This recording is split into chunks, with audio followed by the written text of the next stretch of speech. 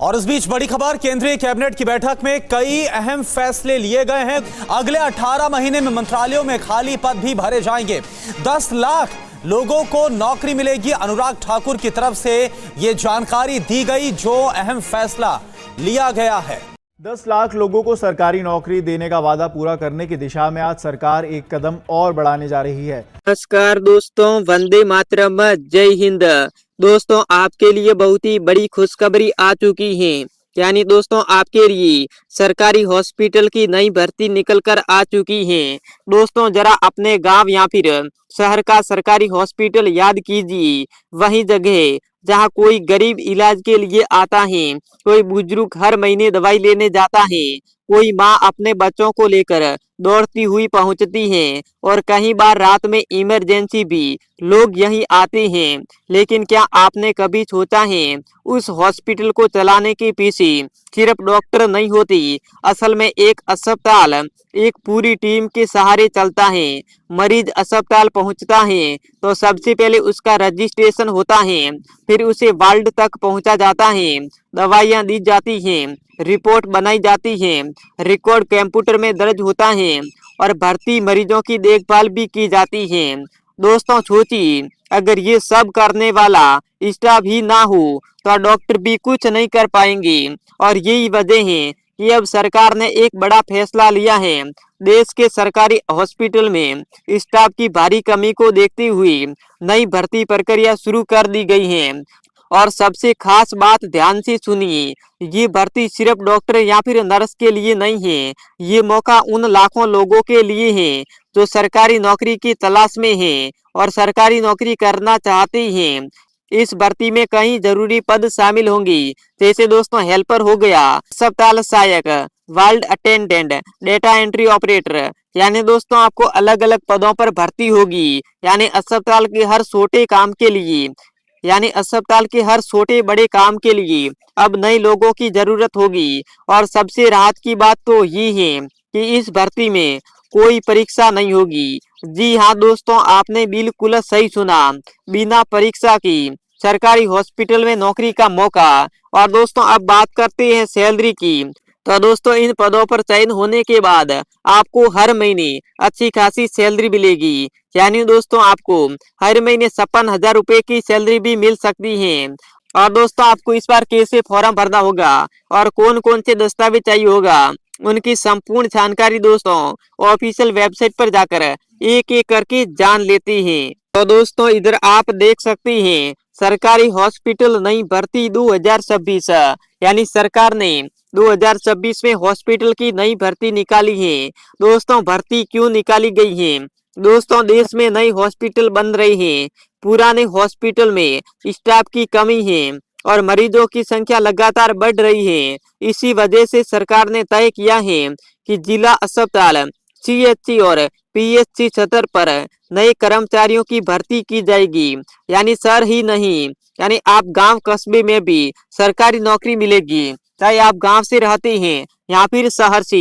दोनों के लिए बहुत ही बड़ी खुशखबरी है। उसके बाद इधर आप देख सकते हैं दोस्तों, यानी किन किन पदों पर होगी भर्ती, कौन कौन से पद निकाले गए हैं। तो दोस्तों, इस भर्ती में कई तरह के पद शामिल हैं, जैसे दोस्तों वार्ड अटेंडेंट हो गया, हॉस्पिटल हेल्पर हो गया, मरीज सहायता कर्मी, लैब हेल्पर, एक्सरे रूम सहायक, फार्मेसी हेल्पर, मेडिकल रिकॉर्ड सहायक, डेटा एंट्री ऑपरेटर, एम्बुलेंस सहायक, रिसेप्शनिस्ट सहायक।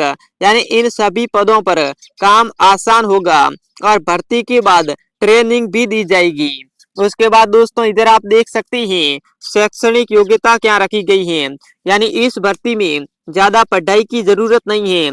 यानी दोस्तों, आपने 8वीं पास की है तो अभी अप्लाई कर सकते हैं। यानी दोस्तों, इधर देख सकते हैं 8वीं पास वाले भी आवेदन कर सकते हैं, 10वीं पास वाले भी आवेदन कर सकते हैं, 12वीं पास वाले भी आवेदन कर सकते हैं। यानी दोस्तों, इस भर्ती के लिए कोई भी आवेदन कर सकता है जिसने 8वीं से लेकर 12वीं तक पढ़ाई की है। कोई डिग्री या फिर कोई मेडिकल पढ़ाई जरूरी नहीं है। यानी आप सोच रहे होंगे कि सरकारी हॉस्पिटल भर्ती में नौकरी पाने के लिए आपको डिग्री की जरूरत होगी, लेकिन दोस्तों इधर देख सकते हैं कोई डिग्री की जरूरत नहीं है। यही कारण है कि ये भर्ती लाखों युवाओं के लिए खास बन गई है, यानी लाखों युवाओं के लिए रोजगार मिलेगा। उसके बाद दोस्तों इधर आप देख सकते हैं, इधर साफ साफ अक्षरों में सैलरी और सुविधाएं, यानी आपको हर महीने कितनी सैलरी मिलेगी और सैलरी के साथ और भी क्या सुविधाएं मिलेगी।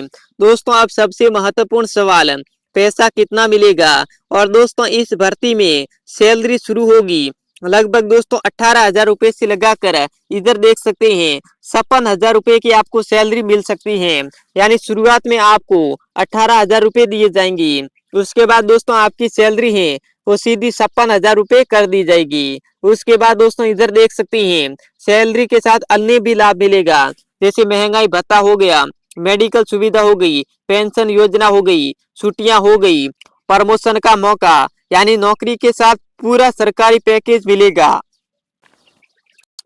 उसके बाद दोस्तों आगे बढ़ते हैं, तो दोस्तों इधर आप देख सकते हैं आवेदन के लिए जरूरी दस्तावेज, यानी दोस्तों आप आवेदन करेंगे तो आपके पास कौन कौन से जरूरी दस्तावेज होने चाहिए ये जानना बहुत ही जरूरी है। तो दोस्तों जब आप आवेदन करेंगे तो आपको ये दस्तावेज तैयार रखने होगी, यानी सबसे पहले आपको आधार कार्ड आपका पास तैयार होना चाहिए। उसके बाद शैक्षणिक प्रमाण पत्र, जैसे 8वीं 10वीं 12वीं की मार्कशीट होनी चाहिए आपके पास। उसके बाद आपको पासपोर्ट साइज फोटो होनी चाहिए, निवास प्रमाण पत्र होना चाहिए, बैंक पासबुक की कॉपी होनी चाहिए, जाति प्रमाण पत्र होना चाहिए, मोबाइल नंबर और ईमेल आईडी। यानी दोस्तों ये संपूर्ण दस्तावेज है, यानी पहले से सब स्कैन करके आपको तैयार रखना है। यानी मैंने जो जो दस्तावेज बताई ये दस्तावेज आपको पहले से तैयार करके रखना है। उसके बाद दोस्तों आगे बढ़ती हैं, तो दोस्तों इधर आप देख सकते हैं यानी उम्र सीमा, यानी दोस्तों आवेदन करने के लिए आयु सीमा क्या रखी गई है। तो दोस्तों कम से कम 18 वर्ष आयु रखी गई है, यानी आपकी आयु 18 वर्ष से लगाकर अधिकतम आयु है वो 40 वर्ष है। तो दोस्तों आप इजीली आवेदन कर सकते हैं और आरक्षित वर्गों को नियम अनुसार आयु में भी छूट मिलेगी, यानी आप SC ST से आते हैं तो दोस्तों आपको आयु में भी छूट मिल जाएगी। उसके बाद दोस्तों इधर आप देख सकते हैं यानी आपको आवेदन कैसे करना है। यानी सबसे पहले आप ऑनलाइन तरीका समझिए, यानी अपने मोबाइल में ऑनलाइन आवेदन कैसे करेंगे। यानी दोस्तों ध्यान से सुनिए सबसे जरूरी हिस्सा, यानी आप आवेदन किस प्रकार से करेंगे। तो दोस्तों अपने राज्य की स्वास्थ्य विभाग या फिर NHM पोर्टल पर जाना होगा। उसके बाद भर्ती सेक्शन खोलना होगा। इतना करने के बाद नया रजिस्ट्रेशन करना होगा। उसके बाद आवेदन फॉर्म आपको भरना होगा। उसके बाद डॉक्यूमेंट अपलोड करने होंगे, फॉर्म सबमिट करके उसकी फोटोकॉपी सेव करनी होगी। पूरा प्रोसेस है वो घर बैठे मोबाइल से भी किया जा सकता है, यानी दोस्तों आप घर बैठे कर सकते हैं। यानी दोस्तों आप ऑफलाइन आवेदन किस प्रकार से करेंगे। तो दोस्तों है जो ऑफलाइन आवेदन का तरीका, यानी अगर इंटरनेट की सुविधा नहीं है तो जिला अस्पताल आपको जाना होगा और ब्लॉक मेडिकल ऑफिस जाना होगा। उसके बाद दोस्तों CHC जन सेवा केंद्र पर जाना होगा।